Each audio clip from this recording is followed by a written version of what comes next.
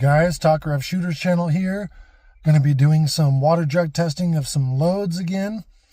And I figured for those people who have not previously seen the penetration of some of my hand loads that I consider bear loads, this would be an opportunity to show you the penetration and energy transfer. I will have some videos in the future with chronograph and ballistic gelatin. I just have 3 or 4 motored loads I have to work up before I'm ready for that video because it's going to be expensive. I got to buy another chronograph. I accidentally shot mine. And ballistic gel is not cheap. So today is just going to be water jug testing. But I figure it'll kind of give an idea of what we're looking at here. The loads I'm going to be testing is, this is a factory PPU hollow point. And then this is my 85 grain XTP Hornady hollow point load over 14.5 grains of H110. This is my 100 grain Rainier Ballistics full metal jacket flat nose over 13.5 grains of H110. This is my Hornady 110 grain 30 carbine full metal jacket over 6.8 grains of CFE pistol powder. This is my Rainier Ballistics 100 grain hollow point, jacketed hollow point over 13.5 grains of H110. And this is my Spear Plinker 100 grain semi-jacketed lead round nose over 13.5 grains of H110. So we're going to be testing these loads. All right, this is going to be the first load. This is the 100 grain Rainier Ballistics jacketed hollow point over 13.5 grains of H110.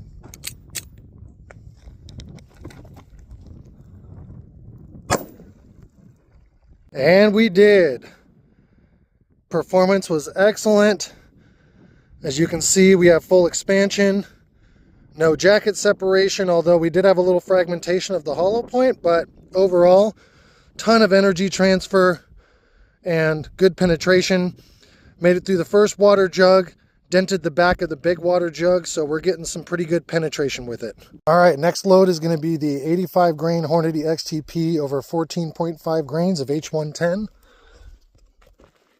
See if we can capture another one of these. I did previously once before. Shouldn't be too hard.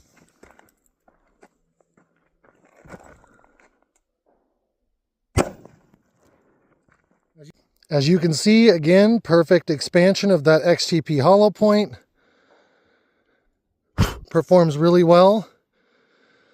Also penetrated and exploded. Milk jug with a ton of energy transfer. As you can see, splits it like a rifle.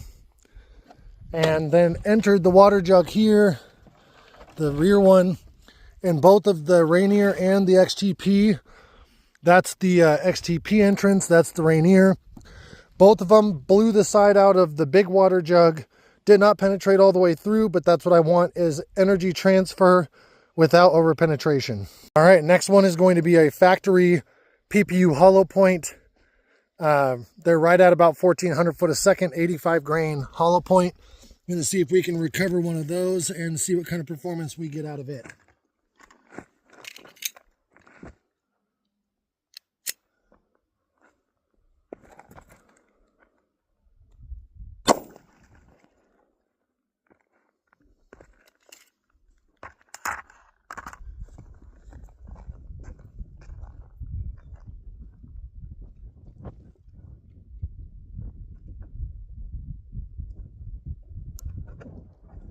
All right.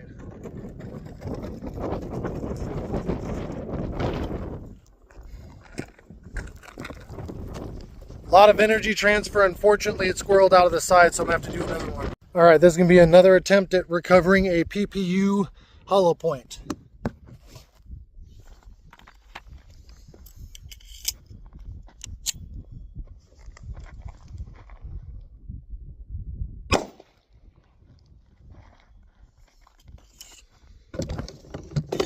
As you can see, definitely a lot of energy transfer. Looks like it left the jacket inside of the exploded can here. It did make it into the bigger jug and did not exit, so I think we recovered it. All right, we had full jacket separation, did not recover the core. This is what we recovered. Obviously, performance is not that great comparatively to my hand loads, which stayed together really well. That's your comparison of factory PPU hollow point, Rainier Ballistics 100 grain, Hornady XTP. So my hand loads are performing a lot better than factory hollow points. All right, next load is going to be Rainier Ballistics 100 grain full metal jacket flat nose over 13.5 grains of H110. Same loading as the hollow point, just a little bit different design bullet with an enclosed end here. I don't know how well you'll be able to see that, but it's just basically a hollow point filled in. So we'll see how this performs. Should have a lot better penetration.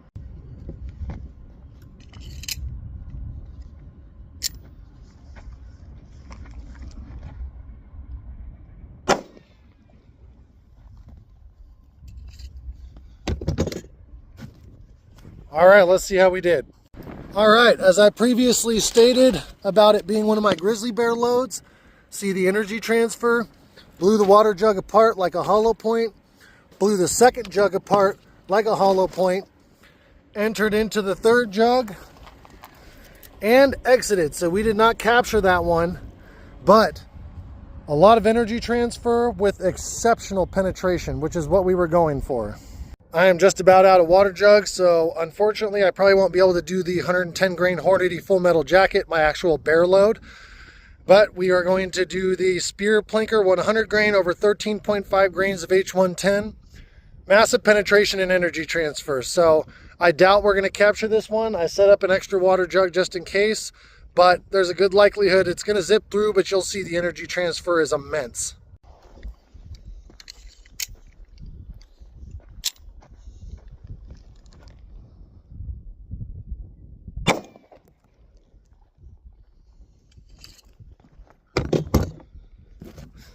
Yeah, I think that was the last of our water jugs, and I do not think it stopped. All right, split the first water jug really good. Second water jug got absolutely blown out. Third water jug got blown out and entered into the fourth, and looks like it might have squirreled out of the side, unfortunately.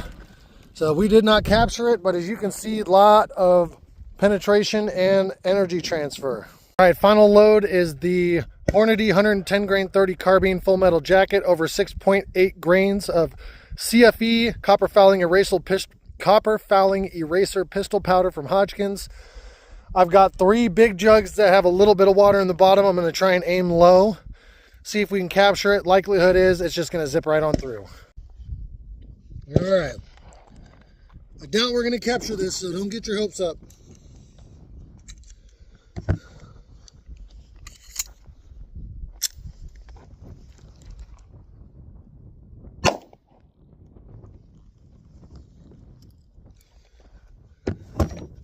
Probably gonna have to try that again. I shot a little high. Indeed, shot a little high. Let's try that again.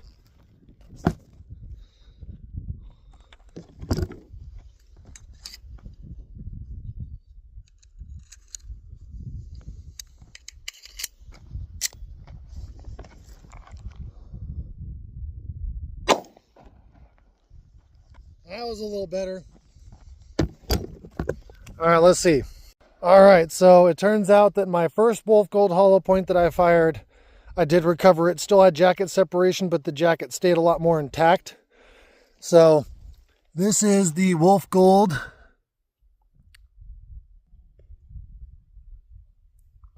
But the core is gone.